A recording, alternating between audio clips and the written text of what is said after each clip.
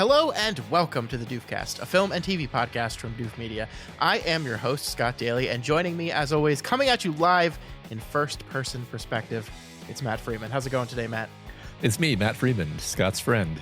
Yes, I'm talking directly at the camera because you're looking at me from Scott's perspective. Yeah, I'm gonna be honest with you here, man. I didn't know how to make a joke about this movie to start the episode. Yeah, for sure. I mean, we are going to talk a lot about the stylistic elements, definitely, Yes. but this is an incredibly rich, emotional, painful, sad, effective movie. It's doing a lot of really interesting things. I find myself kind of wanting this to win Best Picture in this exact moment. Interesting. Cool. Because it's both like stylistically bold, but also like it isn't sacrificing the weight of what it's doing for that style, right? Mm-hmm. Yeah. Yeah. And I appreciated lots to say about that. Yeah, lots to say about that. I can't wait to have this conversation. This is the type of movie that the reason we do this series, right, is to find movies like this. Yep. And make ourselves watch them. Yeah. So the movie we'll be covering today on episode 6, I believe, of our Oscars catch-up series is Nickel Boys. This, as Matt said, it's a beautiful and rough movie. And we'll get into that. We'll also be talking about episode 4 of season 2 of Severance. And I think that's going to do it for us this week. I think we're going to have a lot to say about both these things, so that'll pretty much fill the time slot we have. But let's not waste any of this time, Matt. Let's get into Nickel Boys. All right. Long time. Woo!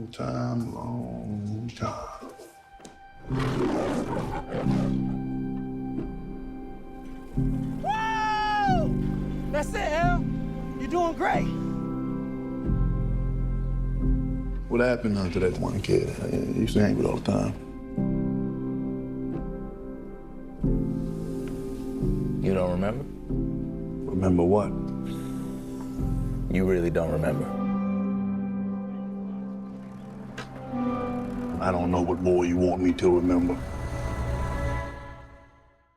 What is this movie all about? Based on the Pulitzer Prize-winning novel by Colson Whitehead, Nickel Boys chronicles the powerful friendship between two young African-American men navigating the harrowing trials of reform school together in Florida. This movie was written by Ramel Ross and Jocelyn Barnes, based on the novel by Colson Whitehead. It is directed by Ramel Ross, and it stars Ethan Heresy and Brandon Wilson as our two title characters. I think the best place to start, Matt, is I think the most immediately noticeable place with this movie is that it is filmed almost entirely in first-person perspective, meaning the camera is the eyes of either of our two main characters for the majority of the movie, not quite all of it, but the majority of the movie. We are either seeing the events of this movie unfold from the perspective of Elwood or Turner, the two boys that find themselves at Nickel Academy. It is a very, very bold stylistic choice that kind of defines everything in the movie. And it is something that I feel like, you and I are almost 40 years old. We've been watching movies basically since we were born. We've seen a lot of different movies. We've seen a lot of different things. We've seen a lot of different special effects and a lot of different methods of filming movies.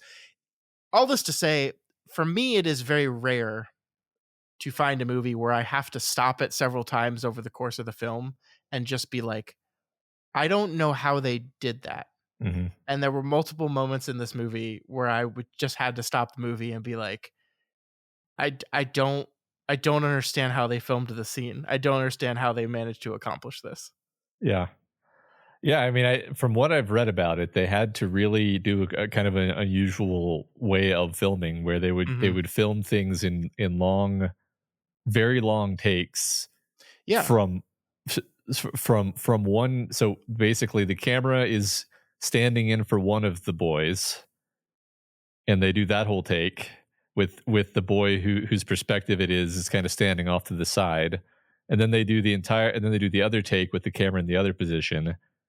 And then they cut between the two as needed. But I think they did some pretty long cuts pretty often. And then in some cases, it's a totally different thing, obviously. But Yeah.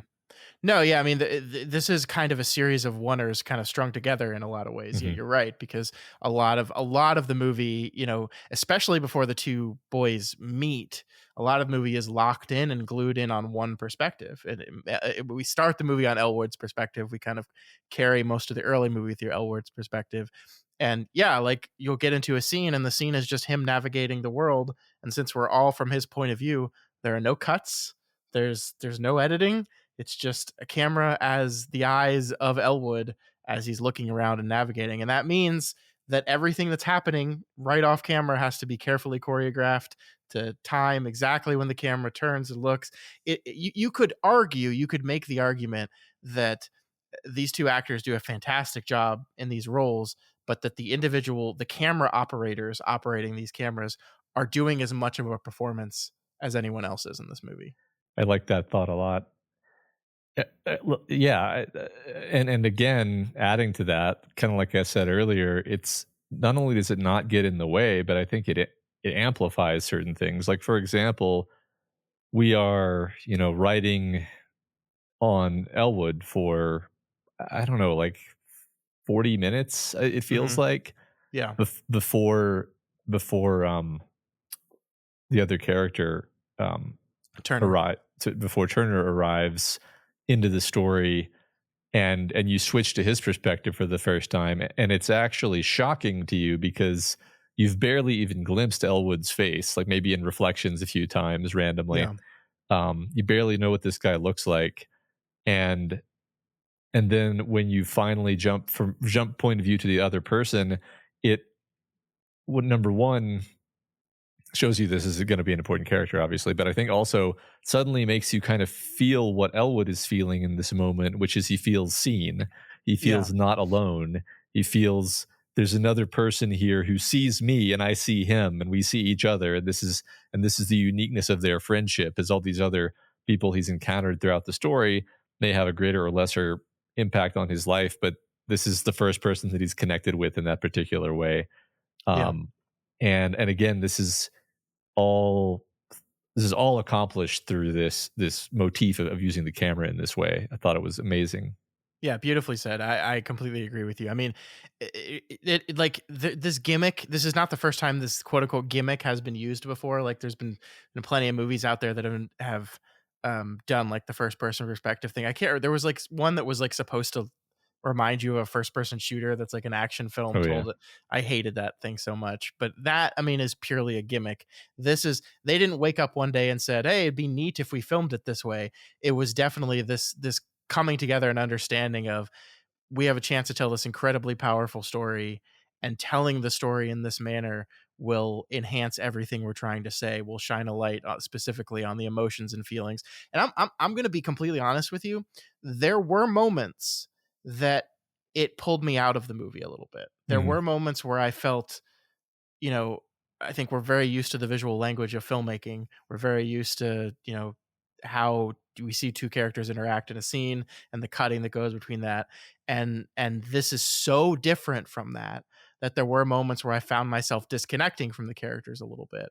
But even that, I think, is kind of intentional, because the movie is almost teaching you how you're supposed to watch it.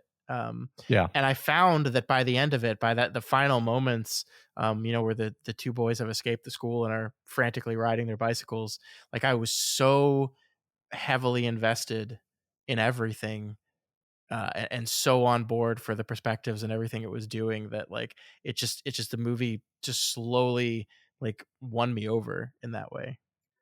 Yeah, I think that's fair. I mean, it's very slow paced, Yes. and due to the way that it's shot in so it's slow paced, plus it's shot in these very long shots where very often Mhm. like nothing is happening plot wise. But and so I see what you mean, where you're just kind of like, okay, like not much is happening, so my attention wanders to the gimmick, like you just said. Yeah. That definitely Well, happened. sorry, go ahead. It definitely happened a couple times in there, but I think, like you said, eventually you kind of just click, and then you're just watching it. You're just there. You're just part of it. And I think I was also feeling exactly what you just talked about with what Turner's introduction to the movie does for you, because I do think I was having a very hard time connecting to Elwood as a character because I couldn't see Elwood. Because Mhm.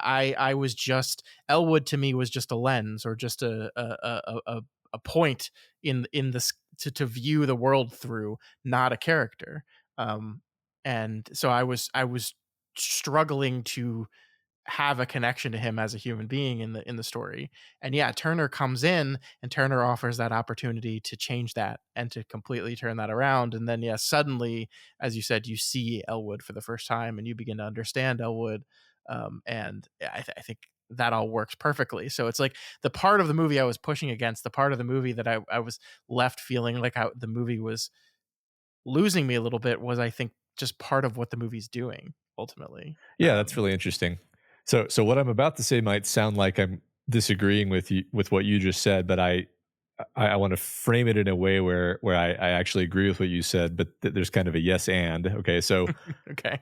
so the idea that you're not identifying with Elwood at the beginning of the movie, at first I wanted to say no, I felt totally the opposite. I felt incredibly aligned with this character because we are this character. Like we're seeing from his eyes our where the camera is looking. Well, that's where Elwood is looking. Like I am Elwood and he is me. But then what I realized later in the movie is like, well, that's a particular thing. Like that's a kind of projection Yeah. where you're projecting yourself into Elwood, but that's not. But then it's only when Turner comes along that you sort of actually know who Elwood is. Funnily enough, like you actually Yeah. need an outside perspective on him to really know who he is as a character. So interestingly, he only really becomes alive as like a distinct character once Turner comes along. I agree with that, Mhm. but the yes and part is like I definitely thought it was incredibly effective to have us like in the body of this character, seeing out of the eyes of this character. Really, it just just the scene where he gets into the car, gets into the stolen car, and just the whole way that scene played out. I've never been more like involved, and part of that is the gimmick working just exactly the way it's supposed to, where it's like this Sure. is how would you feel if this happened to you. Mhm. And I think, I don't know how intentional this is. Maybe this is by design, but watching this as a white man, like there's a degree of like breaking through an implicit barrier that happens when it's like you're seeing out of your metaphoric, you're filmically seeing out of the eyes of the character. Yeah. That we say you quote Ebert's movies are empathy machines. Stories, I think, are empathy machines. Generally speaking, they allow us to connect to people, and I think this trick, what this did for me, is it just turned that empathy machine notch like a one notch further on the dial than it's ever been turned before, because you're like inhabiting the body of the character in a way that you never do usually.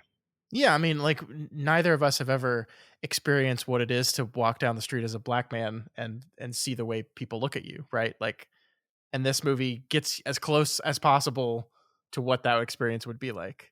And it does it again and again. We see how characters look at these characters, we see how they react to them, from the perspective of the character. So yeah, I think it is a powerful tool in that, for sure.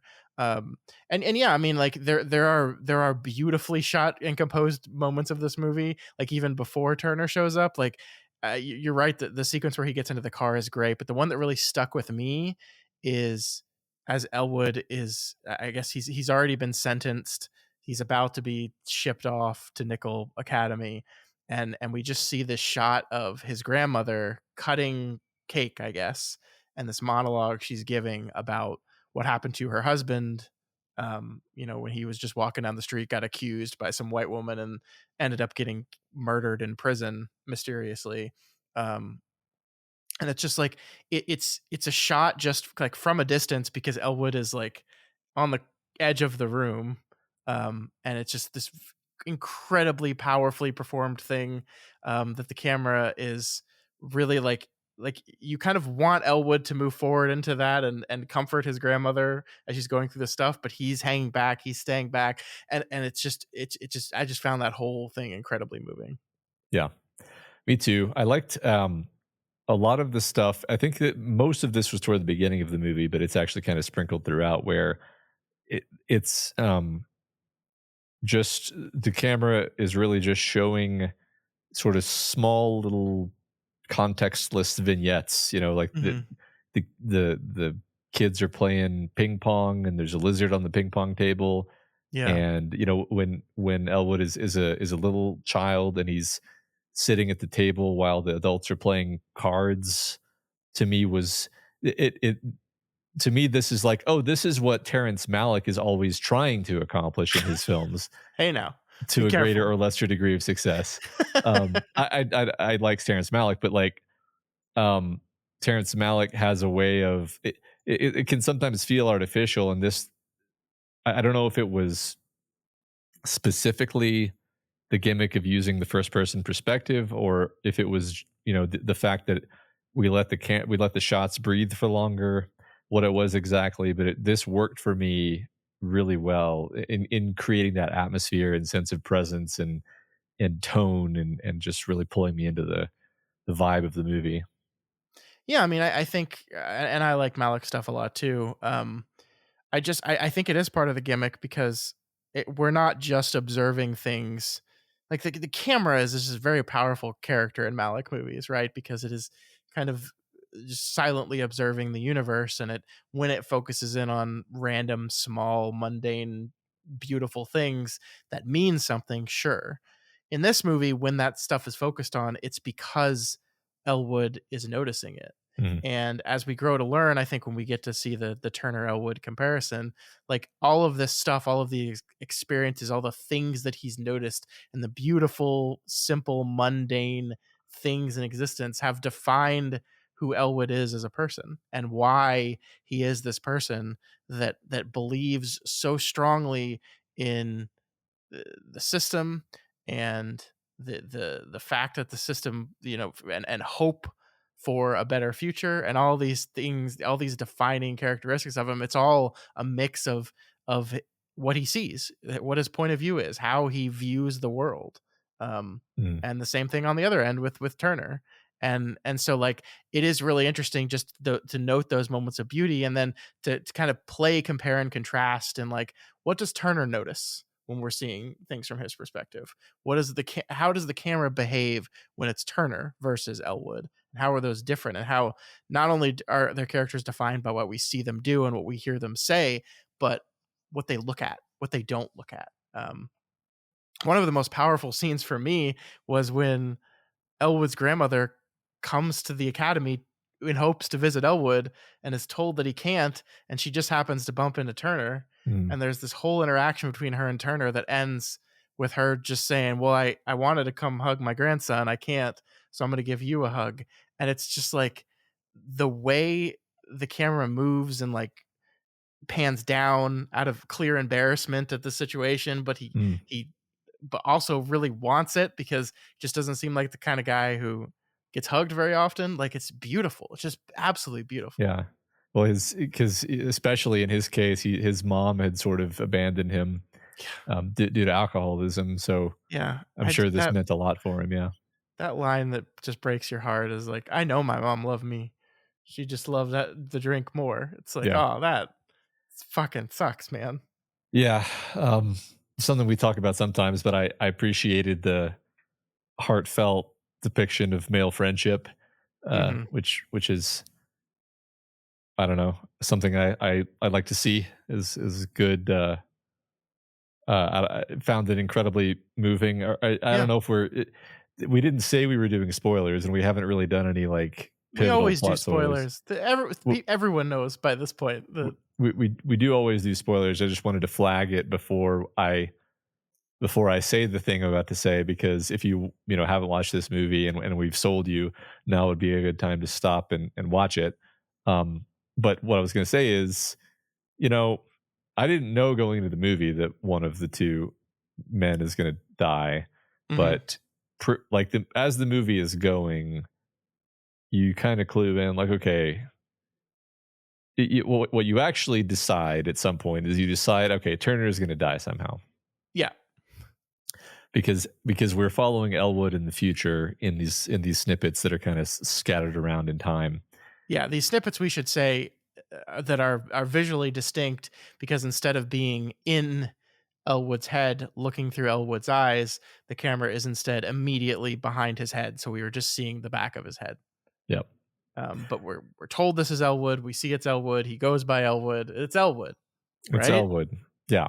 And so first I was going to just before talking about that, I was just going to say like this I was just very sad like seeing these two young men be such like dear friends, and I was like that's the main level on which the movie made me sad in particular. Mhm. Was just like this is going to end, and based on the way things are shaping up, what you expect to happen, like the narrative knows what it's doing. What you expect to happen is Elwood is saying we got to get out of here or they're going to kill us, and Turner is saying if you stop rocking the boat, if you rock the boat, they're going to kill us. Just keep your head down and we can get through this. And Elwood says, I'm going to go for it. And Turner's like, kind of freaks out. And then Elwood stops talking to him. And Turner is hurt by this and is kind of like, okay, I'll help you. Really out of like loyalty and love for his friend. And you're like, okay, so Turner's going to die because of this, and Elwood is going to feel horribly guilty. Because that would be the tragic way to end this movie. Sure. But then they don't do that. So it's like an even, which I appreciated just because they didn't do the expected thing, I guess. And I don't know. Do you want to close it out here? Yeah, I mean, yeah. So the big reveal is, of course, that Elwood is the one who is shot and killed, and Turner kind of assumes his identity as I guess a way of kind of honoring his name, and there's this idea that he's also kind of not only just taking on his name, but like trying to live by his values, trying to Mhm. live by the beliefs that and the fight that Elwood had towards civil rights, and that the things should be better, they can be better, that he kind of embodies that in himself, and it is incredibly affecting. Like that sequence where Elwood's trying to desperately hand off the notes he's taken to the state inspector, and Turner comes up to him and says, "No, I'll do it for you. I'll." And there was a moment where I was like, "Oh, he's just gonna take it and throw it away." Mm. I was like, Yeah. he's just trying to get it. He's gonna take it and throw it away. But no, he actually follows through on it. And yeah, and what happens is Elwood is of course blamed and tossed into the hot box. Like I think it's really interesting because one of the things this story does because of the perspective is we don't get to like see a lot of what's going on outside of the purview of our characters, right? So like we just have to kind of guess that Turner, like there's never a scene where we see Turner actually like hand over the notebook, right? Like he just takes it from Elwood and says, "Yeah, I promise I'll do it," unless I missed it. But then like suddenly Elwood's been taken away, and it's and like we don't ever actually get told they turn the notebook over, nobody gave a shit, and nothing happened, and Yeah. then now he's being punished. But like that's just the next thing that happens is Elwood's being punished. So it's like it just the movie never spells anything out for you because our characters have such a limited perspective on everything. Again, I think this is very intentional. Yeah. It makes them feel powerless in the world that they live in. But yeah, so they try to escape. Elwood is shot. Turner rides away, and it breaks your heart. Yeah. I'll admit there were a few bits where I was probably a little disoriented in terms of not getting like what's happening, you know. And I think that's because of what you just said, that they are really putting a lot of trust in the audience, which I appreciate. So Yeah. you know, it's like one of the like the weakest possible criticism is like, yeah, I was sometimes disoriented, but I would prefer to be disoriented because the filmmakers are trusting us to think for ourselves rather than to be spoon fed. And in the end, it all comes together. So, Yes. yeah. It's okay. So So here's the scene that I need to ask you how they did this. Okay. Okay. This is from Elwood's perspective, and he's looking up, and above him on the ceiling is a mirror. And so, because we're the camera, Elwood looks up and he sees a reflection of him and Turner in the mirror. It's one of the few sequences in the movie where we can see both characters in frame at the same time for obvious reasons. Um, how how do they do that? How do they do that? Well, my first guess, I would have to see the shot to like really analyze it, but my guess was um that they had basically the reflective surface is slightly at an angle, and they just kind of shoot it in a way where that's not so apparent. So the camera is probably, I think, behind them based on my recollection of the shot, sort of behind them and also looking up. And then maybe the camera is not in the shot, or maybe the camera is in the shot and they just like CGI it out. That's possible, right? I mean, it is possible they just CGI'd it. I think that's the most boring answer possible, but Yeah. probably the most accurate. It could just be that it's further back than we think. Another thought. So if they're panning the camera up and then you see that, like there could have been something complicated with like a cut there that you don't see. Uh, Yeah, it's possible. Like, and they sit on the shot. Like this is one of the most important sequences of the movie, again, because it's the two characters getting to be in frame at the same time. Getting to see mhm. them together as friends is something we haven't seen from this angle before.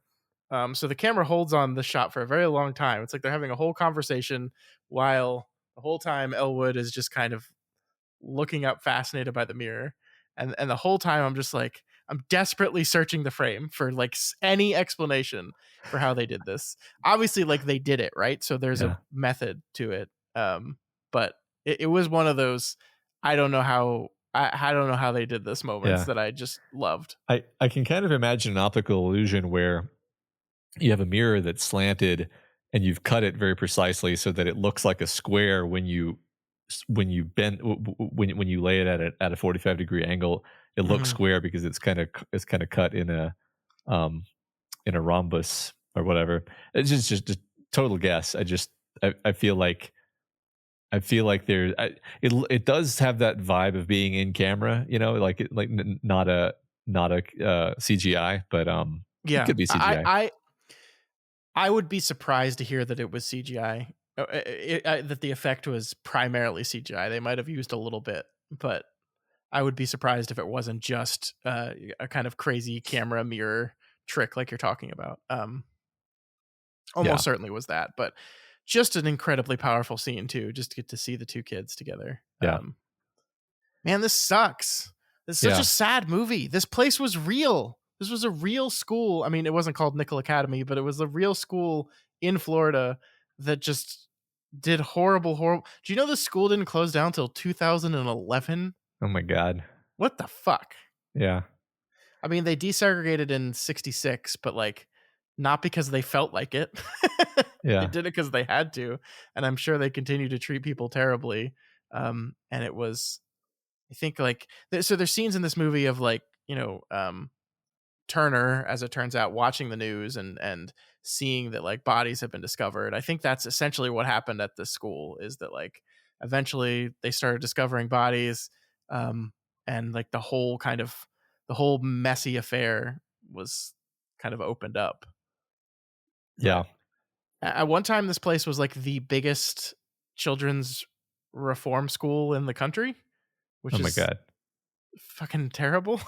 It feels like it's infuriating that they even call it a reform school when it's Yeah, it's just a prison. Like yeah. I kept thinking this is basically worse than the way the Shawshank prison is described in fiction, which is number one fictional, number two an actual high security prison for adults, and Hmm. this is supposed to be a reform school for young men. And it's just a nightmare. Like it's hellish. Uh, yeah, I don't know. Yeah. And they don't ever like, I love that whole thing that what's his name shows them, like the 4-point system where you start off as a slug and you Uh-huh. work your way up to an ace. And it's like nobody ever works their way up to an ace Yeah. ever. Yeah. Yeah. One of our Flanagan actors, by the way. Yeah, definitely. So I like he's I guess we'll call it a small role, right? That's I'm like just legitimately not seeing him on IMDb at all. Hamish Linklater. There yeah, it Hamish is. Linklater. I Yeah. actually thought it was Hamish Linklater, and then I was like, that doesn't sound right to me, and I doubted myself. But yeah, yeah, he plays he plays Spencer, the awful, monstrous uh, guy that murders a kid for refusing to take a dive in a children's boxing match. Yeah. That was a extremely intense and unpleasant scene because Yes. you kind of know what's going to happen from like even before that boxing scene starts, and Yeah. you're just powerlessly locked in. I think that's another part of the first person perspective is you're not just watching a horrible thing unfold powerlessly. You're locked into the body of this character who is viscerally experiencing this, knowing what the consequence is going to be, being totally powerless to do anything about it. Part of the fact that you're locked in their perspective makes you feel powerless because there's a kind of the fact that cameras cut um gives us a little bit of release of tension sometimes, I Yeah. think. And Yeah. so by refusing to do that, it actually increases the tension. Um, yeah, just unbearable. I completely agree. I mean, this is all once again the gimmick, quote unquote, of the film doing everything it wanted us to do. In that, there's no escape. There's no Yeah, escape from any of this. There's no escape from this life. There's no escape from this reality. We don't ever get to cut away to someone else that's in a happier situation. The most we get is watching these two young men like eke out this very special friendship with each other in spite of the horror that's going on around them. But it's like every time we have a sequence of them like bonding as friends, we intercut it with like I'm thinking of the one where they're just sitting in the barn or whatever chatting, and that's when Spencer comes in with the boxer and then basically tells him he's going to have to take a dive, and it's just like the reality of their situation keeps intruding on what should be just two kids having a very special bond, yeah, and it's a fucking tragedy. it is. The most nightmarish sequence to me was, I don't remember what word they use for it, but basically the whole interval where they're basically, or I guess it's just Elwood is essentially beaten and tortured for For quote unquote being getting beaten. into a fight, which is Yeah, for actually being just punched. Yeah. somebody punched him. And it's really profoundly nightmarish, like what they're doing with the sound and the fact that you're in Elwood's perspective as he's waiting for this to happen makes you feel like you're waiting for it to happen, Yeah. but you also don't exactly know what's going to happen. In fact, I'm somewhat unclear on what even happened, and I think the movie wants to leave you that way. Wants to leave you kind of imagining the worst even after the sequence is over. Yeah. Um, Yeah, I mean, he was beaten, but we don't know exactly how yeah. or with even with what. Yeah, because he doesn't understand it, and so we don't get to. I Mhm. agree. Yeah. It just leaves you feeling really uncomfortable and Yeah, the upset. sound of it was the worst part, I think, because yeah, like you hear like it's almost if like a machine is like turned on, and you don't Yeah. like what is that? What are you doing with that? What's that for? And you Yeah. just don't get an answer to any of that. Yeah. Right. I mean, it's why I keep saying the word nightmarish. Like it feels like a nightmare where you get no answers. You only have confusion and fear and terror, and then you're just left with that. Hmm. Oh, it's awful. It's awful. Yeah.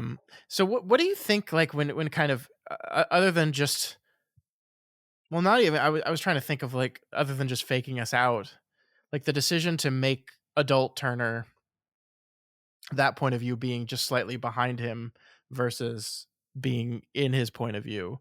What do you think? What do you make of that?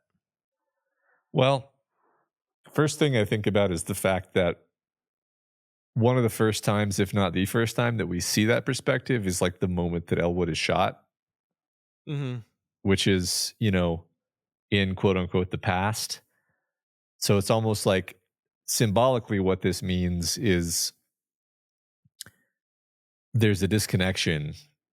There's a there's a severing, right? Because first we were with Elwood, and then there was a connection formed, and we were tied to these two characters, and then Elwood is killed, and now there's a disconnection, and it's a disconnection so profound that this character we're not even in this character's head anymore. We're slightly outside of his head. It gives Yeah. a sense of distance of even alienation from himself.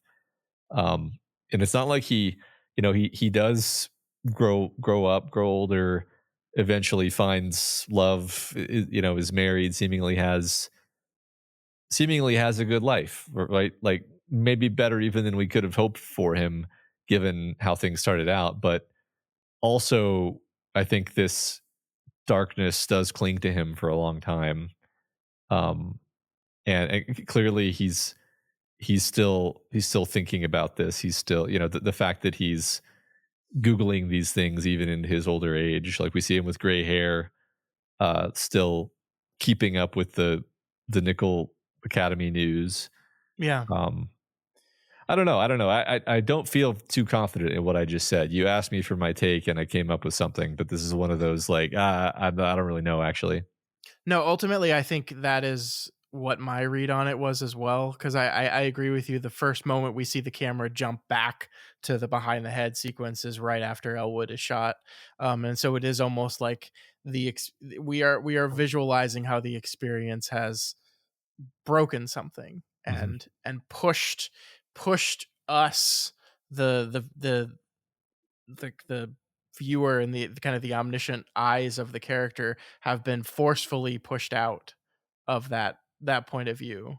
um and it's interesting because like the behind the back shot, like the behind the head shot is is actually super limiting because like, when you're in someone's point of view, when you're in their eyes, you can't see their facial expressions, right? So you don't actually know how they're reacting to stuff.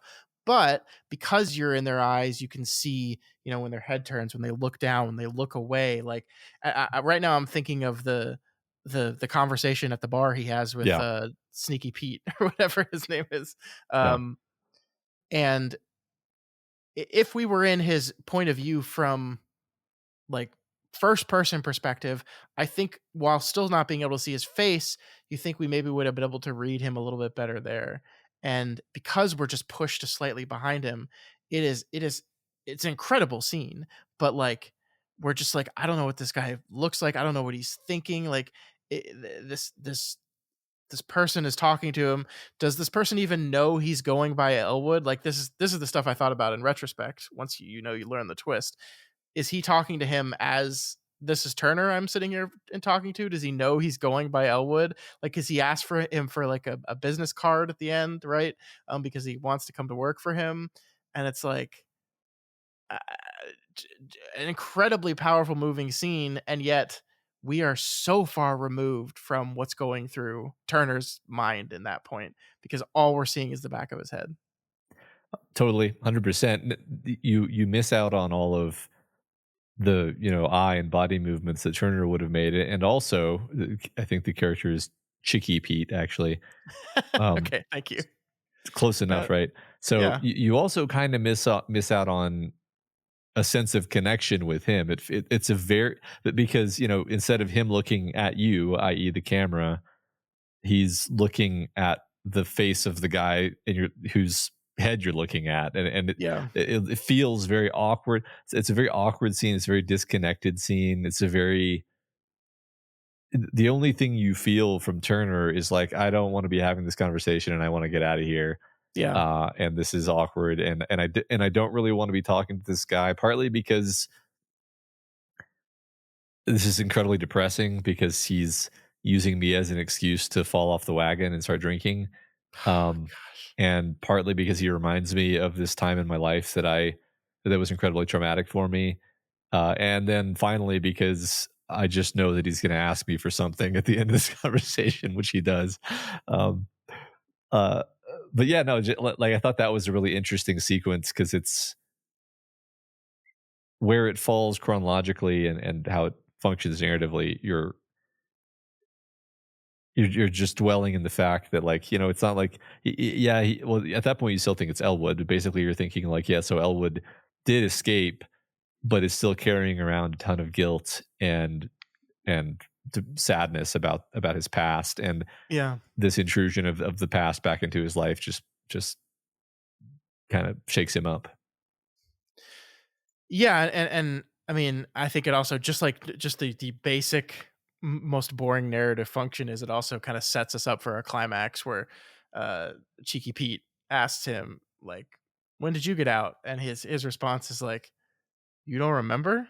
You really don't remember?" And so we're kind of laying the groundwork for what that eventual them getting out of Nickel Academy will look like. Um Yeah, which so we're kind of just there is some basic narrative rules that this thing follows, yeah, in the setup payoff department, and that's also what it serves. But yeah. I loved that scene. The subtle, I mean, the thing that I definitely didn't catch at the time is he was like, yeah, what happened to that other guy, you were hanging out with all the time? Yeah, And he doesn't say his name because he, doesn't remember, but it's actually also because he would have said Elwood, and then you would have been like, but this is Elwood. And yeah, yeah. so He also, when they see each other at the bar, they don't like he never even asks Elwood his name, right? yeah, Like, yeah, um, it's clever. We'll just avoid this, and you probably won't notice it the first time you're watching because you're not even primed to be thinking about that at all. Of course, you're not. You've seen that this is Elwood. Why would you doubt that?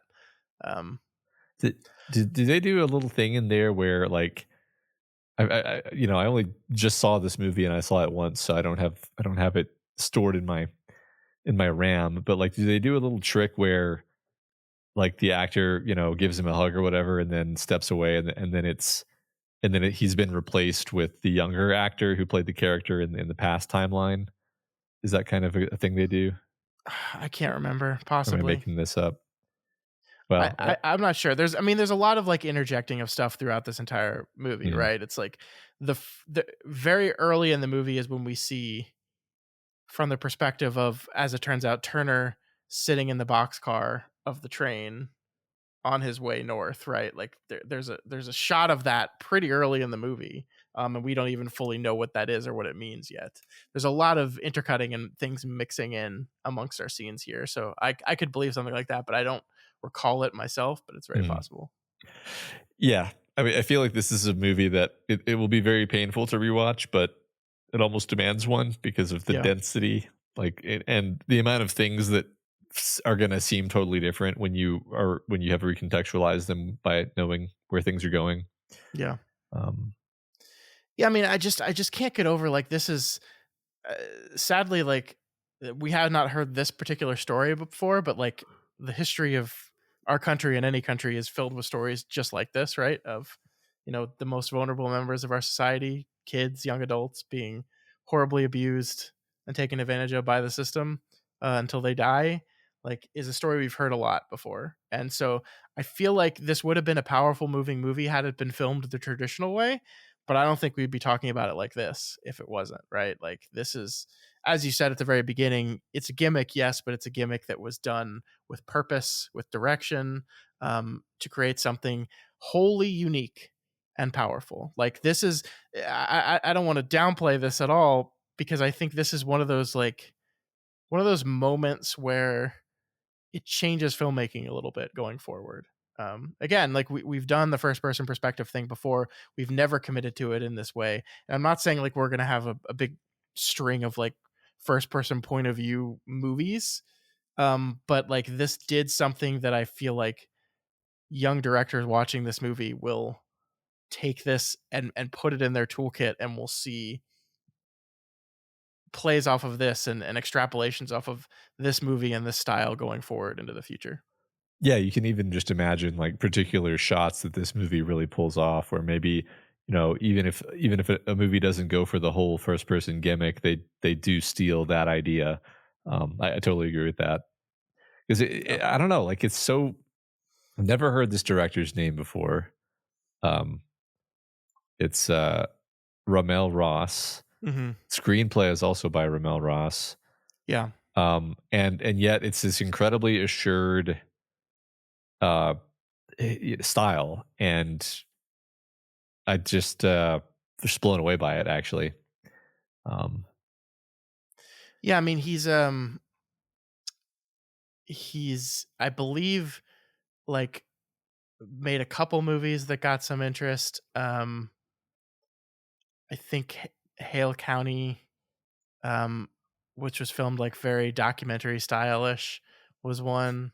But this is really like his first like big movie, and this movie cost $20 million to make. I mean, like, and it's not because these actors they paid them a lot of money, right? It's because just like the gimmick that they used for this movie was a very expensive gimmick.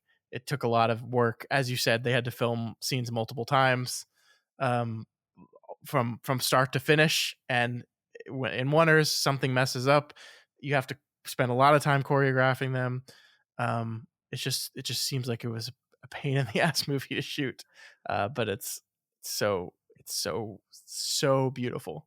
yeah, I need to find out who the cinematographer on this one is, because I think this got nominated for cinematography, and I just make an argument for why this should not win cinematography. Like, it's a man named Jomo Frey, um, but incredible, absolutely incredible.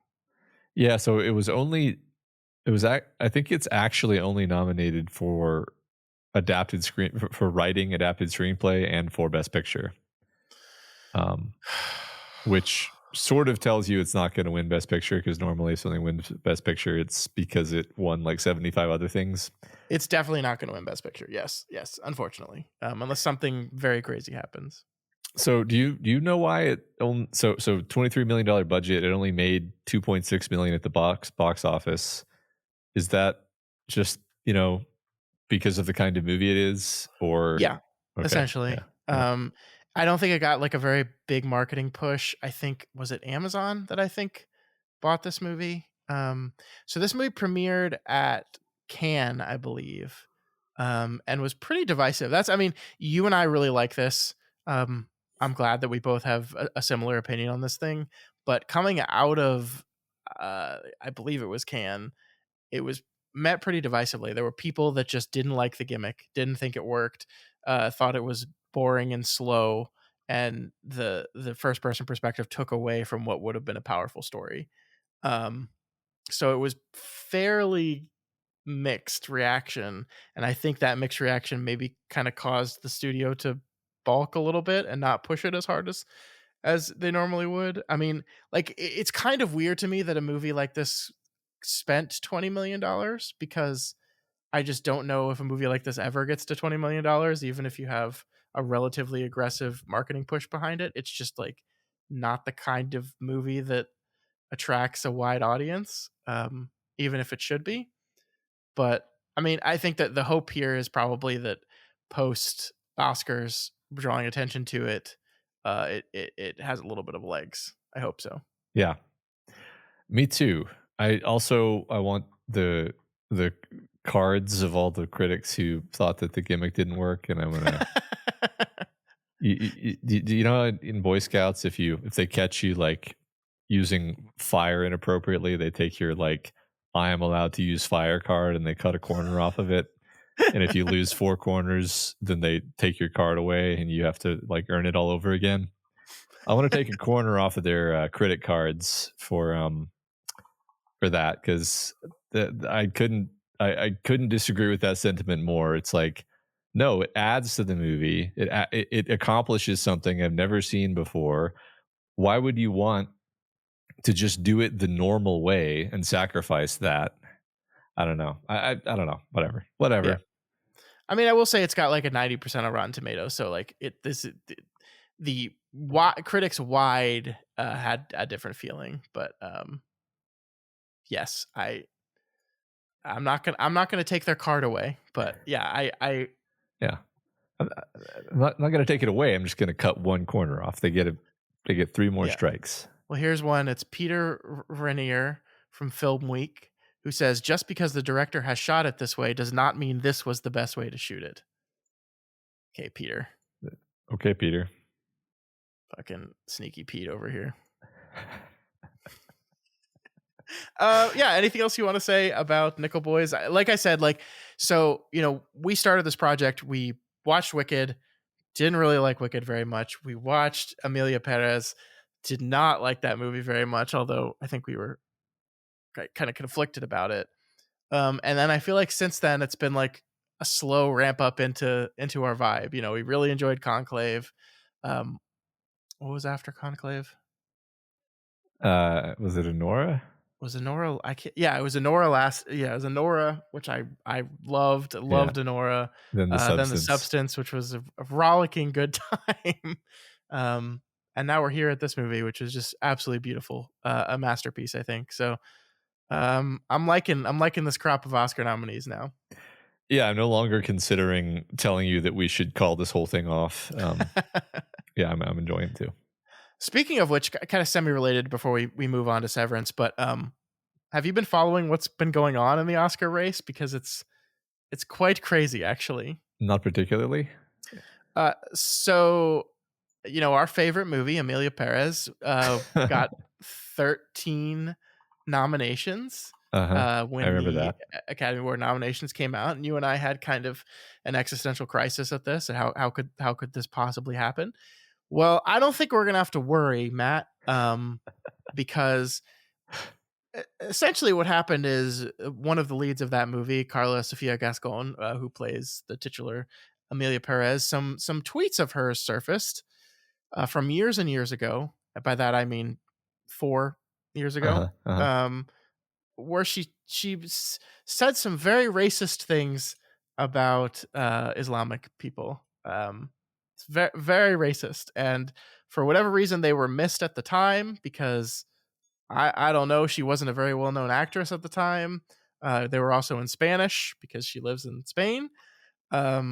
So these all got brought up, not long after the nominations happened because thanks to the Weinsteins, the Oscars are a terrible, awful campaign like Conclave, and people will dig up dirt and try to destroy each other just to win a stupid fucking statue. But so that happened, and then she decided, instead of working with a publicist or a manager to draft a statement that just says, I was a different, the usual, I was a different person back then. I don't believe these things that I said then, and I should have said them, and I apologize. Maybe this whole thing would have blown over.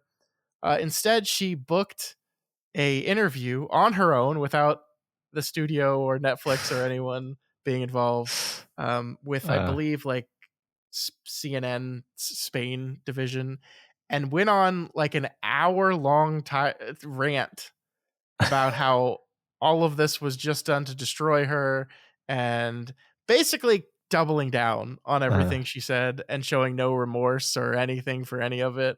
And I think this is especially important for this movie, which artistic merit of the movie aside, a lot of the positive conversation around the movie was for its progressive, like, first of all, she was the first trans woman ever nominated for best picture actress, right? This movie is trying to show points of view and ideas, and it's part of the love of this movie in the Academy is it is signaling beliefs and values that are very well responded to, right? So the fact that all this happened on top of that, like, means it's doubly bad for this movie. So essentially, I think this movie's done. And I feel a little bit bad for some of the other people involved in the movie who had nothing to do with this and are just kind of gonna get hit by the tsunami that's about to come. But it's definitely not going to win Best Picture now, for sure. I think the only thing that could possibly happen is Zoe Saldana could pick up an actress award, because I think she has fortunately been kind of immunized from the fallout of this whole thing. But it's just kind of crazy that this happened. It was a race that like seemed like it was kind of locked up, that Amelia Perez is probably going to win Best Picture, and now who the hell knows what's going to happen. That's fascinating. I can't say I feel too bad for other people involved in the movie because they did look at the screenplay and think that looks like a really good idea. Yeah, I mean, they Um, definitely did say that they didn't cast any Mexican people in this movie because there were none that could do the job, which is an absurd thing to say. uh-huh. Um, Yeah. Yeah. No, good. Good. I hope it doesn't win anything because I didn't like it very much. yeah, yeah, me too. I think Honora has now firmly like kind of swooped in and become the front runner again, which I would not be opposed to that whatsoever. I loved that movie. Yeah, I love that movie too. I guess yeah, it's interesting. I like this movie that we just watched a ton, but since we just watched it, I'd probably have I need to let that opinion simmer for a while. That's fair. That's fair. We've got three more though. We have The Brutalist coming up. I believe we're doing The Brutalist next week because I think that hits VOD on Tuesday. Then we've got A Complete Unknown, the Bob Dylan movie, which could maybe sneak in there. I don't know. We'll see. Yeah. And then we've got I'm Still Here, which is the one I just know absolutely nothing about. So I think that will probably wrap up with that one. Yeah. Yeah. Yeah. All right. All right. That is Nickel Boys. We will, like I said, we'll be covering The Brutalist next week. Matt, make sure you set aside a proper amount of time for that 3.5 hour long epic. Just be ready. Okay. Doof. All right, Matt, let's talk about Severance. Oh my God. Severance season 2, episode 4, titled Woes Hollow. But the title should really be Ortbo. Ortho. Let's say again here for posterity. Spoilers for all of Severance up to season 2, episode 4. So, what'd you think of the episode? So I love this episode. I get the feeling that maybe it wasn't what a lot of people were expecting because we No, kind certainly of not. Yeah. we just to remind everyone, we left at the end of episode 3 with Mark undergoing the severance procedure, and then we slam into this episode, which is a huge like temporal disconnect where you're like, I don't know how we got here. I don't know what's happening. So, look, I'll just speak for myself. Like this is crack for me. Like this was like a perfect episode by like Matt Freeman standards of what I like about storytelling and how to interest me.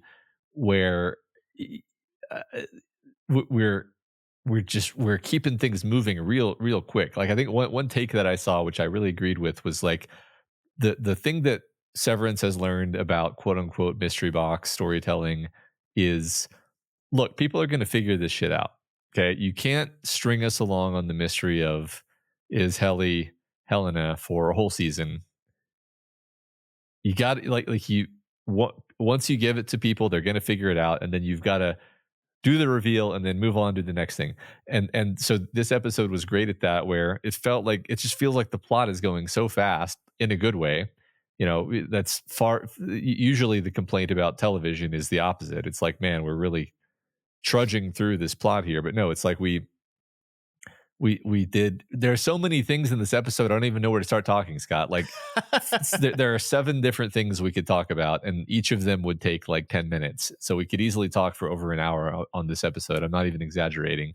Yeah. I think Irv's whole arc like this season has been fantastic. I'm so invested in like Helen Helena, and like why is she doing this, and sort of trying to get in her head. Okay, I'll pause because I'm just gushing. What do you think about this episode? Yeah, I liked the episode. I don't think it was my favorite of the season so far. I think there was some incredible moments in it with a lot of like just craziness to the point where I'm like, what are we doing? And this is the type of thing where I think maybe you come back and look at this episode after the whole scope of the season and the show has been revealed, and I no longer have those questions. And I think the emotional beats of this episode worked on me very well. Other stuff was just like, it's hard to even put into words what my complaint is here, because I don't really have a complaint. I guess like what I said to you at the end of episode 1, which is that it really feels like we're just moving away from like the this is a kind of satire of what it's like to work in an office thing. Uh-huh. And like I feel like this episode cements that for me very, very completely. Because I mean, you do kind of have the absurdity of like the Ortbo introductory message from Lumen, which by the way, I'm like 90% sure was look like shot to look like one of the lost um little videos in Uh-huh. the different stations, the Dharma stations. Like I think they did it on purpose. But anyway, and like in many ways you could see this as like a satire of like in a different version of the show. I think this would be a satire of like what it's like to suddenly hang out with your office mates outside of normal office hours, and what it's like to do like the mandatory fun retreats Uh-huh. where you're like seeing people like I've never seen you sleep before, and this is like a um uh, a real twist on that, because obviously none of these people have ever slept before in their entire lives, because they don't sleep. They're not the sleep ones. All they do is go to an office and leave. They don't do the sleep part. But I like the episode really is not interested in focusing on any of that stuff, and that's fine. But it does make me a little sad that we've fully left that part behind. On the other half, like the character work here is just marvelous, and I mean, this is essentially like the episode ends on a death, Yeah. essentially, right? Like, I, I mean, there's certainly room for Irving B to come back into the story, but the way the show treats this is that he's dying and he's dead at the end of the show. He's dead now, Yeah, I mean, a big and part of me wants that not to be true. I think John Turturro is a huge asset to this show.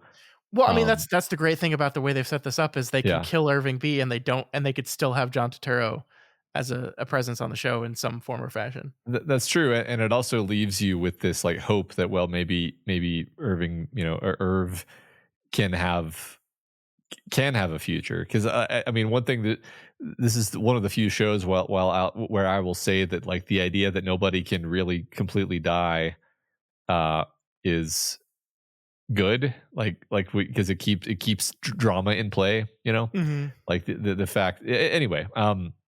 I agree though that yeah, it's a fantastic self-sacrifice. In a an episode or two ago, he was just ready to literally just walk out of the door in the stairwell and be done, and kill himself because he was depressed. He didn't see the point of continuing on, and then he was pulled back in for the sake of his friends, and literally like got to have got to have the catharsis moment of him sacrificing himself for his friends, saving Helly basically, right? Because it was the death of Irv, but it was him recognizing, like, it's not just that this is a mole, that this is Helena. It's that Helly has been, you know, kept away this whole time. And if we Yeah. continue to do this, then Helly will be dead. So he's sort of trading himself for Helly in that sense. And it's incredibly beautiful. It's just that whole bit where that whole sequence, really, the whole ending of the episode,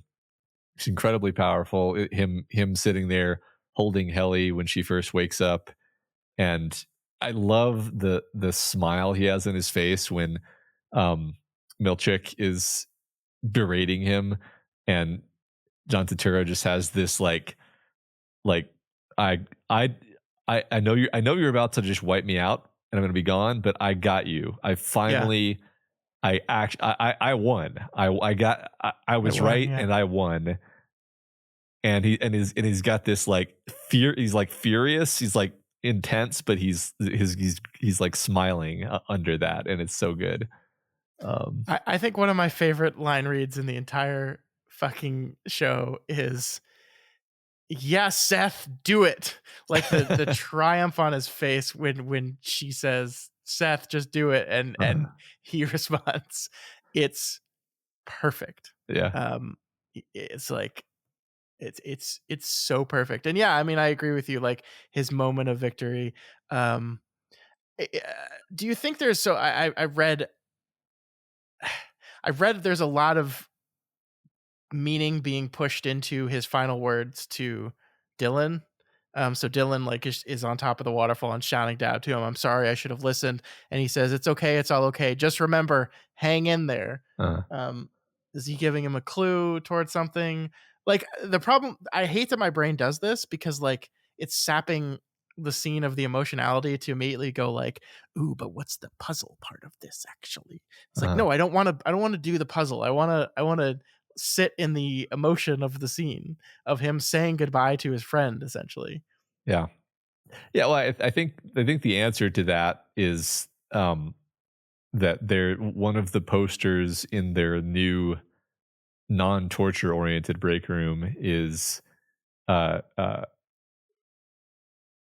the other character. God, It's Dylan holding the two Dylan. things, right? When he's Yeah, doing the yeah. yeah. In the Christ pose, holding the two buttons.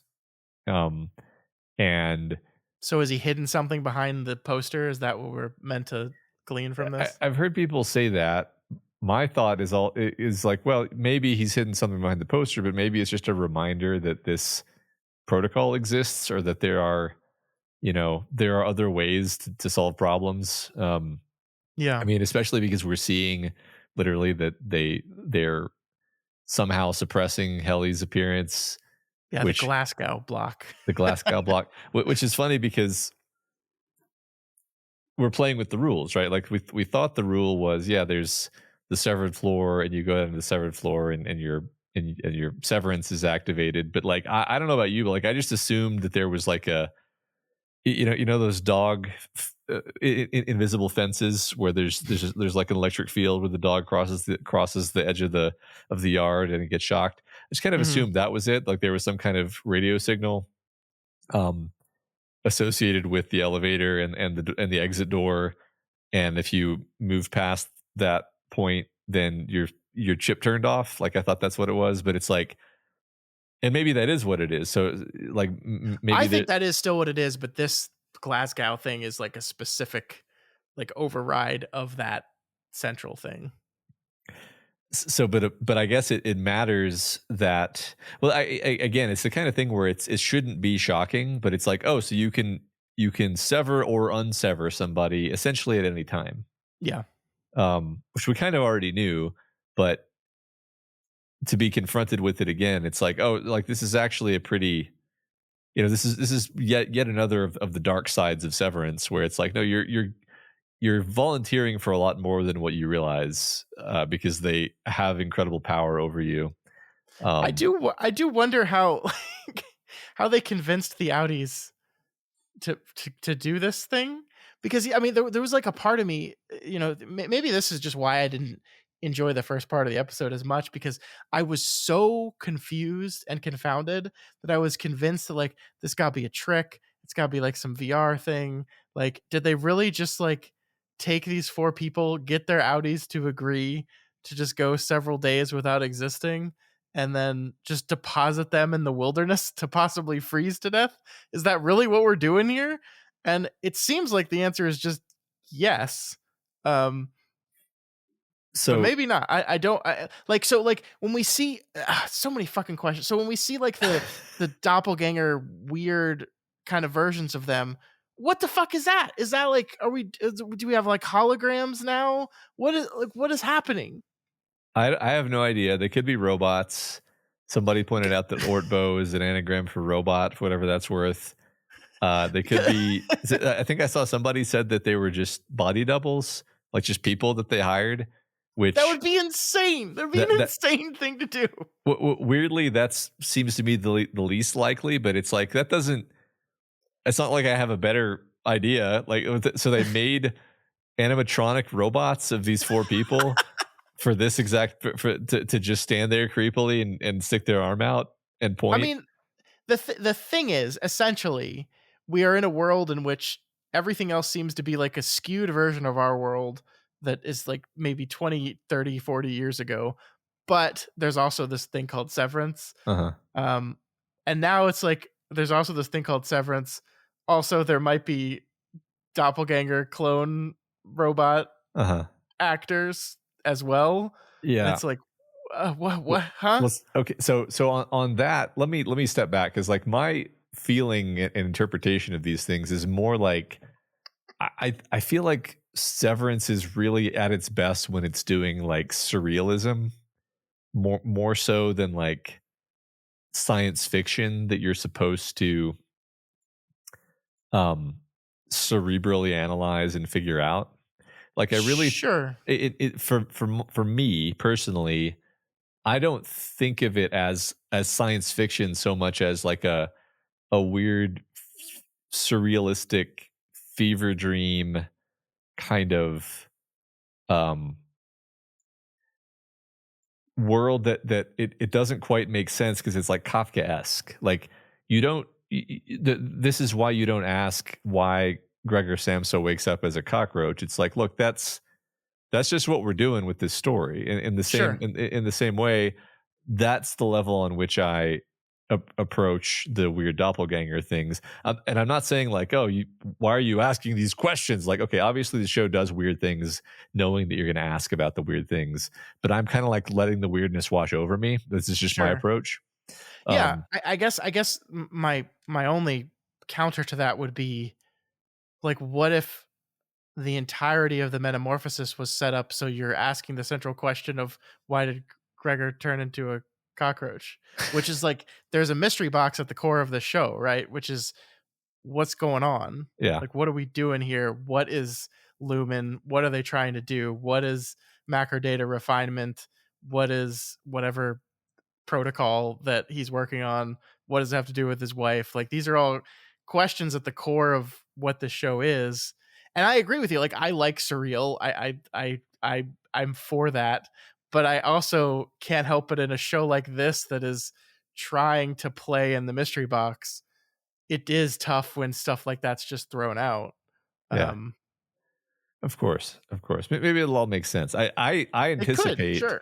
I anticipate that we will find out. Like, why does Mark Scout think he is going into gonna go stand on a cliff above an icy lake? And yeah, like you can kind of Well, I imagine mean, I how. don't even know where this takes place in the timeline, because the last we left Mark Scout, he was being integrated, and then suddenly we're here with Mark S. Like, I legitimately thought at the end of episode 3 that we were never going to see Mark S and Mark Scout as disparate entities for the rest of the show, or at least the immediate future of the show.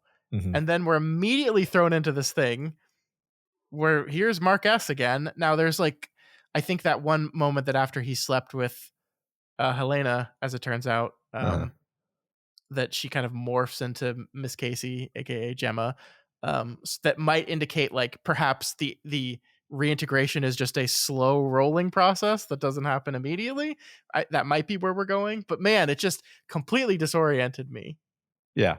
No, I think you're exactly right about that last bit, that it's going to start slowly and it's going to ramp up. And I think we're also meant to kind of be afraid.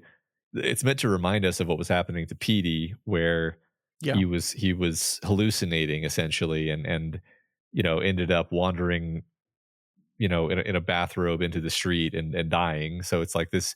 We're supposed to be worried that this is going to be Mark's fate, and we're just priming that for now, I think. And we'll sure. probably build. I would imagine over the next couple episodes, ramp that up quite a bit, because I think we just had a lot of plot things to get through here. Hmm.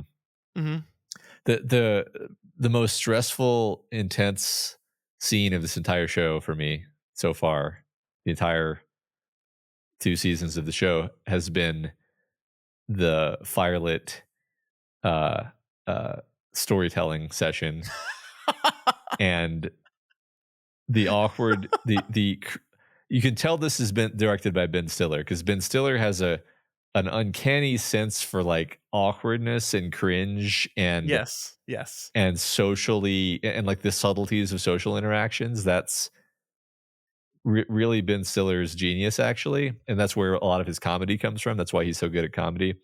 Um, but this was not funny at all to me.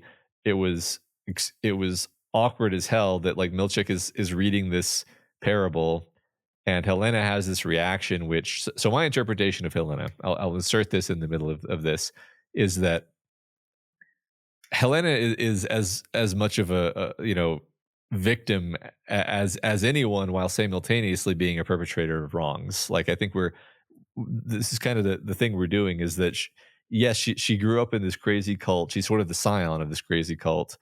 There's a huge amount of pressure on her to seem a certain way and behave a certain way, crushing pressure, crushing responsibility. This has caused her to do terrible things. Yes. So, it's not absolving her, but it is humanizing her, and it helps to recognize that's where she's coming from. So anyway, I say all of that because she has this reaction of laughing at the holy parable of Kier. And I think this is what Helena has always believed and felt. I think she has always thought that the Kier worship is ridiculous. Yeah. And this is an excuse to give vent to those feelings because she's pretending to be Helly, and she can get away with it. If Yeah. she's saying, well, this is how Helly would react, which is really her saying, this is how I would react if I didn't have somebody breathing down my neck all the time. I agree with you. And she's also like the only one that can read the context into that state, because everyone else just takes it like as basic fact, Mhm. what they're being told there, because they've never read books before. Yeah. Because the only book they've ever read is by what's his name, the world's biggest dummy. Yeah. And so she has like an ability to read and understand, and she like immediately sniffs out that this is just about jerking off. Yeah. And it's silly. And yeah, I don't think Helena, like, first of all, like, one thing this episode does clearly for us is it proves that when Lumen is talking to the severed, the innies, they just are so full of shit, right? They just lie indiscriminately. Uh-huh. Like the best line in the episode was the world's tallest waterfall. And like the thing about that though is it's an irrelevant lie, Yeah. right? It's a lie that doesn't matter. Like Yeah. none of them were thinking, is this the world? Like, and none of them would have any change in opinion on anything if they knew if that was the world's tallest waterfall or not. It's just Lumen lying for the sake of Lumen. And it goes back to, remember we talked a couple weeks ago about they listed, like they said, the 300 countries, and like there was a lot of chatter about that, as like, what does the world look like? Is there really 300 and something countries in the world? Because that's way more than we have in our world right now. And now I just think that was Lumen just fucking bullshitting. Yeah. Because that's what they do to the innies. They just bullshit. Yeah. And so, like, I fully believe Helena is laughing because she's never heard this particular parable before, because I think it was just made up bullshit to try to teach them a lesson. I'm not exactly sure what that lesson is, but yeah, right. That's one thing that I'm super. I guess I haven't really thought about very much, but like, what was the actual intent behind this Ortbo? Like, because I don't, certainly don't take it at face value that it's like, oh, it's a team building exercise. It's like, no, there's some kind of weird 3-dimensional chess thing they're doing to, like you said, incept them in some way. I almost wonder if some of these things aren't. Okay, so I don't think this can possibly be true because it doesn't make sense. But I was wondering if, for a second, I was wondering, like, is this something that Rickon wrote and then they edited it into, Kier, Egan, yeah. Egan, highfalutin style? Because that was the first thing I thought when, I guess it was the previous episode when Natalie was talking to Rickon, and they were like, oh yeah, we can take this and we can modify it. It's like, oh, so I think what they mean by that is they're going to like rewrite these things that apparently the innies really respond to, but they're going to rewrite them as like Egan scripture. And then that's going to end up being just another mechanism of control, actually.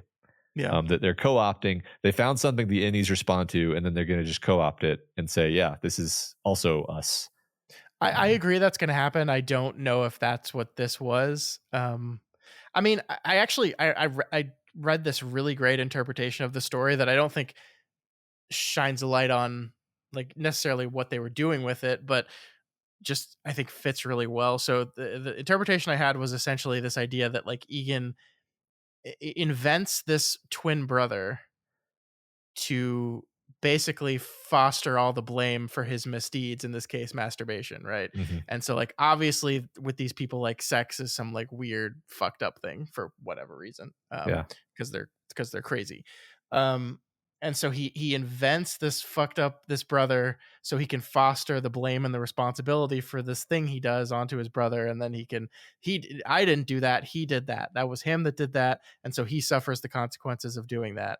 And isn't that kind of like Severance, where you invent a new Yeah. version of yourself and then can push responsibility and blame and everything onto them and off of you? Like that's my innie's problem, not my problem. I think that's something very similar there. So I think that just feels true and intentional to me. What that necessarily has to do with any of this, this like why are they on the Ortbo? I don't know. Yeah.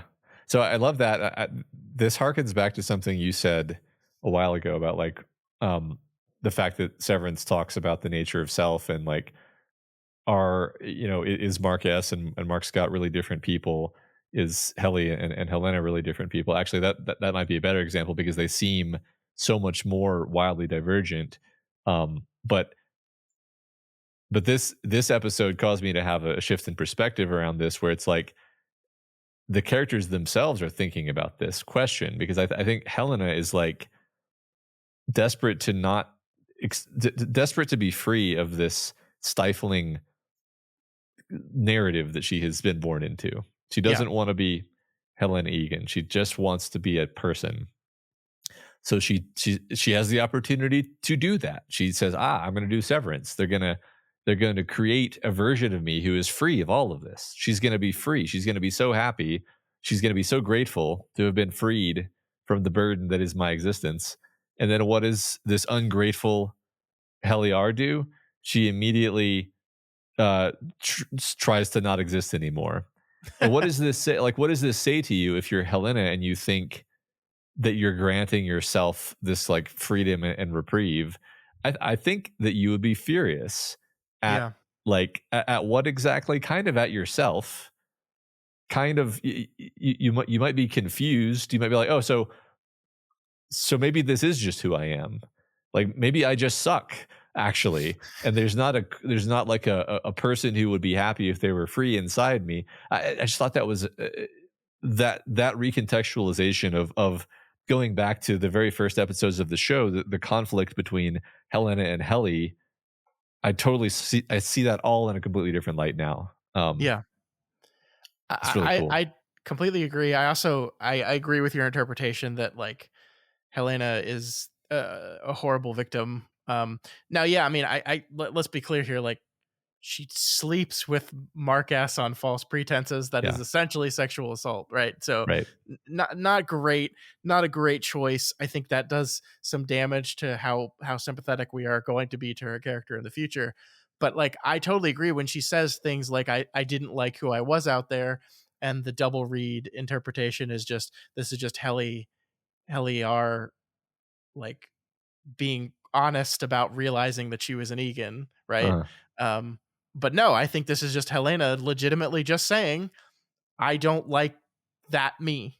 yeah. I like this me. And this is why I'm here right now, because I want to be this person. And that's also why, like, that moment in Irving's tent when she's like desperately trying to save face with him, probably because she realizes that she's taken a step too far or something. Just brings the seal, just brings him a little seal.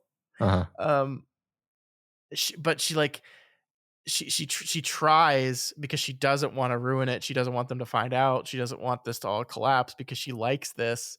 But she also can't help herself. Like there's God, we needed to go back and like look at the performances of this actress who Yeah. just like does a really good job of being a person pretending to be another person, but letting who they are underneath kind of spill out occasionally. Like in that scene in the tent where she just like kind of cocks her head a little bit and just says Irving, and it's Yeah. just like, that is pure Helena right Yeah. there. Like it's so good. It's such a good performance.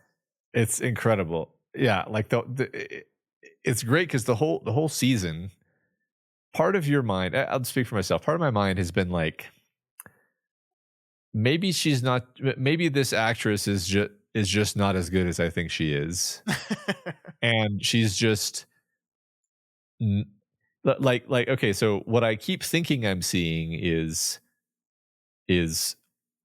an inconsistent portrayal of Heliar with some cracks in it and some inconsistencies, and I'm like, well, maybe the actress is just not doing a very good job. But then again, you want to say, well, but maybe it's because it's Helena, it's pretending to be Helly, which it is. But the show rides the line where even up to the end of this episode, there's a part of you that's thinking maybe Irv is wrong. Like Yeah. maybe Irv is gonna kill Helly, drown Helly, and it's gonna turn out that it was Helly the whole time, and this was all a horrible misunderstanding. I was honestly thinking they might go that way. But I think I was thinking it less and less, particularly because of scenes like the one you're talking about where Hmm. where Irving is like, come on, tell me what really happened. And her face just completely changes and she drops the like it's just like I don't know. It's indescribable. Like every Yeah. line of her face shifts, and she's just like, "You're a problem." Talk to me about the night gardener. Yeah, I See- love the night gardener. you won't let it go. Uh, Uh, yeah. Did you think there was a part of me, and I this ended up not being a problem for me by the end of the episode, but there was a part of me that like thought I had missed something in the previous episodes. I feel like Irving B comes into this episode on like another level from what we've seen him previously. Like he almost immediately is just like I mean, and maybe it's just literally his experience in the last episode talking about, Bert and how much he misses him, like charged him for, but he just comes into this episode like fucking pissed off and just ready to go. yeah, And I just felt like I missed something in the between of those moments. I think there might have been, one or maybe two like discrete instances of Helly doing something and him kind of giving her a little look of like, what was that?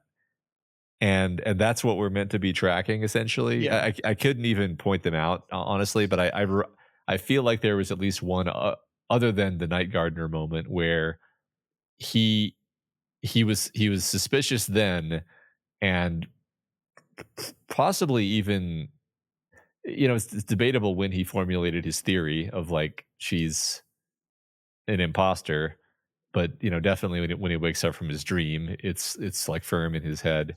Yeah. I will say the one thing that surprised me that I can't really account for is that he doesn't just know that it's her Audi. He knows that she's an Egan. He puts this together, and Yeah. this is yeah, th- it seems like a reach. I think one of the things I've seen is that like the numbers on the screen in his dream like spell out hmm Egan yeah, or something. And so like the like this is the what the show is trying to convey to you is that he had the suspicion, then he has this dream, and then it enforces this idea that she's yeah. an Egan in his head. So, Um related to that, I'd heard the idea that um, his Audi knows because yeah. His Audi does research on these things and is to some degree like trying to infiltrate Severance, probably. Well, we do. I mean, there is this, like we said, these characters don't dream, right? Like Yeah, the innies don't dream, they don't sleep, and so there is maybe this idea that something is transferred via dreams, via sleep. Like, did Irving when the whole like drooping black paint happens in the first season with Irv? Had he like dozed off and like maybe having a cat nap? My brain wants to say yeah, that's what happened, but I think so. I don't actually remember. So yeah, I mean, Yeah, I think there's this idea that like it is in dreams that the barrier between the two selves are a little bit broken, and so Irving's dream in this instance is an embodiment of that feeling that is being passed from one version of himself to the other. I mean, we also get to see uh Woe, the short bride. She's sitting at where Helly normally sits at their cubicle, right? That is the Helly cube. Um and so this is all I think part of what I agree. It's probably like a logical mental leap to say she's an Egan, but like the alternative is for him to go, she's someone that's probably really good friends with or might actually be an Egan. Yeah. That just wouldn't have, as dramatic of, Yeah. of an effect. Yeah. I mean, I think you're basically right that it's just him intuiting this from his Audi. Yeah. And then maybe there's like once that hypothesis occurs to him, I think some of the things that he's witnessed might support it, just Yeah. to be like, oh, okay, like the way she's reacted to a few things here, assuming that she is actually her Audi, it's like, well, yeah, okay, that scans, yeah. Uh, Not a complaint. I was just like, how did we get there? And then it kind of Yeah. makes sense in retrospect. There's so Sure. many other things, by the way. Like we didn't talk about the seal. Yeah. What is that? Why What is is there a that? seal? So people in the Discord were telling me that it's a reference to the Montauk monster, which is like a creature that washed up on the shore of a beach and was all like eroded by the salt water. And I'm like, um, I believe them, first of all. Like I think that's true, but I'm like, to what end though? Like, why is it Yeah. like why is there a Montauk monster reference Did in the like middle? Lumen put that there? Or is it Right. just like, is it just there? Is this a world where there sometimes is just like, and it doesn't particularly look like a seal, by the way. It looks like just like an oblong orb of dead flesh that's Yeah. I frozen. agree. Um, I don't know what to do with it at all. I love it. I love it, by the way. None Yeah. of this is criticism. This is me being like, I love the way this makes me feel. To be like, what is going on with the seal? I have no idea. How come you don't like Lost? We need to rewatch Lost. This is a very Lostian episode. Instead Sure. of a seal, it's just a random polar bear. What the fuck is Jacob in the cabin? It's all the same. Yeah. I liked all that stuff at the time. I think the cruelest thing that anybody does in this entire episode is when Milchick makes Miss Huang throw the marshmallows in the fire. Yeah. It's a waste of some perfectly good marshmallows. I know. What's funny is all they did was Helena, who isn't even one of their number really, and Milchick knows it, was laughing at the story. That was the surprising part for me. Because I had kind of convinced myself that yes, this is Helena, but she's kind of operating surreptitiously. Mhm. That Lumen does not know that when she goes in that elevator, she is not switching to her severed self, and she's kind of doing this on her own. And maybe, maybe that's still true, but there were a handful of people that knew about it, Milchick being one of them. Yeah. I don't know. I would have guessed. I would have bet on your side before, but it's fine. That it works. Do you think an innie is like good at sex? No. I mean, I think this is one thing you and I were talking about earlier, is like, that's the one thing about the episode that maybe you wish they had explored more, is the fact that like every single thing they're doing in this episode is the first time they've done or seen this. They've never seen the sky before. Yeah. They've never seen trees or snow or slept in their lives. They've never felt cold, Matt. They've never felt the experience of being cold because they live in a temperature controlled office. Yeah. Yeah. I think I feel you. Like, it's not like I don't get what you're saying. I think my interpretation of their characters' reactions was just they were totally overwhelmed. Like they can't react to the trees because the trees are just one of the 700 things that are happening to them in this moment that is new. Sure. So it's just a deluge of newness, and it's just redundant to even mention like, oh, a rock. I've never seen a rock. I do think it would be very weird for the whole operation of the scene to halt, for someone to be like, look, a thing I've never seen before. And I guess you could like broadly say that their flabbergasted look on all their faces, and Dylan's trademark line of what the fuck is going on is like is fill in for all that. But yeah, like I just even like, I don't know, the idea that's like, here's your tent and your sleeping bags. I just have one person go, sleeping? We're going to get to do that? Yeah. I really liked where Dylan's at now, by the way, because, Dylan has been kind of tempted by the devil, as it were. What Lumen is doing is working on him. He's doesn't want to participate in the resistance. He's being a good little worker bee because he's enjoying getting these visits with his Audi's wife, and I think this experience has re-radicalized him for sure. I think seeing his friend die essentially Yeah. is going to have an effect on him for sure. Yeah. No, that was I agree. That was great. Totally agree. That just on the dramatic level, everything works perfectly for me. We it's funny how like this is really not much of a Mark S episode. Not that he's not, in it, obviously, but like Mhm. he's sort of doing exactly what Irving accuses him of doing, which is being a little besotted little puppy, kind of following Helena around and laughing at her unfunny jokes and not like totally blind basically, Yeah. and thus being very easily led around. So similar to what you just said about Dylan, I like where he was kind of falling into his innie at least was falling into this pattern of like, yeah, I mean, I'm kind of like he's a lot of the like zeal that he had at first has like bled off, and I think he's been distracted honestly Yeah. by Helena. And now he says almost nothing in the finale. He's like, first he's just like, what the hell are you doing, basically? Mhm. And then when he realizes that this was actually not Helly the whole time, he's, we end the episode with him holding her, just like looking totally shocked and like, just like, just beyond confused.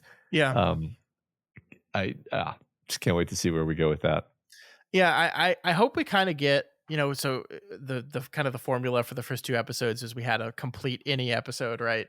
And then we got to see the Audi episode, which gave more context to what we had just seen on the inside. And it seems like we might do something similar with the Ortbo here, that we had this whole experience, and now I'm not saying it's going to necessarily flash back, but I think this episode will be more Audi focused and give us some context on what the fuck was going on with that whole retreat.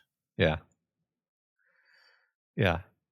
It would be funny if we saw them, if they were like, okay, we're going to be doing a business retreat. So you are going to go up on this cliff. I mean, it seems clear that the way they started in their starting positions was due to all the individual Audis being, brought into the area from different directions so they wouldn't Yeah. meet each other, and then switched over close enough that they could then find each other. Yeah. Um, Yeah. So I agree. Why would Irving go out on a lake? It's a terrible spot to go. yeah, I don't know. Maybe we'll find out next week. Yeah. It's always so funny because the show's supposed to come out on Fridays, but they always release the episode like Thursday night. So like right when I'm sitting down to record with you, the episode goes live, and I'm always like, want to watch so bad. I know, Cannot. me too. Yeah. So that is Severance. I'm still really enjoying the show, by the way. I just like I don't want to make it seem like the couple of random complaints I had about this particular episode. I've just seen it compared to like some of my favorite episodes of TV ever, and I'm like, it wasn't quite there for me. But there were moments of it that I absolutely loved. It was pretty high up there for me. I'm, yeah. Anyway, that's fine. It's a weird and interesting and fascinating show that I continue to love. Yep. All right. Next week, episode 5. We'll have more things to say about it, I'm sure. But that is going to do it for us this week. If you have any opinions on Nickel Boys or on episode 4, season 2 of Severance, or Severance as a whole, please reach out to us. You can find us via email at doofmedia@gmail.com, on X at doofmedia, on Instagram at doofmedia, on Reddit at reddit.com/r/doofmedia, And I think those are all the places, right? Yeah, Yeah. I think that's it. And if you're not already subscribed to the Doofcast, we encourage you to subscribe and ensure you never miss an episode. You can find us on all the major podcasting platforms and YouTube.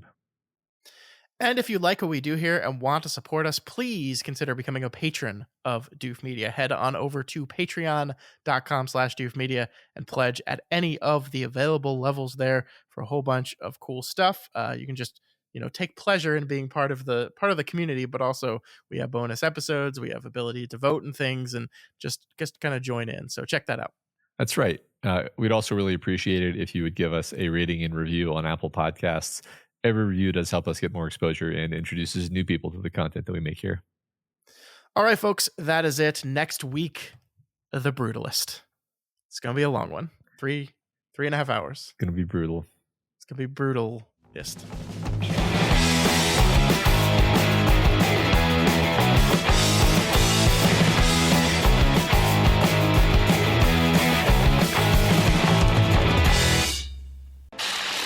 My name is Doof, and you'll do what I say. My name is Doof, and you'll do what I say.